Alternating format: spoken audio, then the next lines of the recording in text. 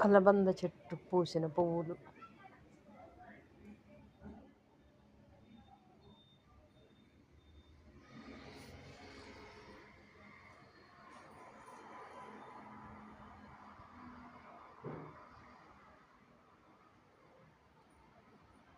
Hi. Hello. ఇది ఏం చెట్టో చెప్తారా? ఏం చెట్టు? పువ్వు. ఈ పువ్వు పూసింది కదా, ఈ మొగ్గలు. ఓకేనా? ఇవి మొగ్గలు.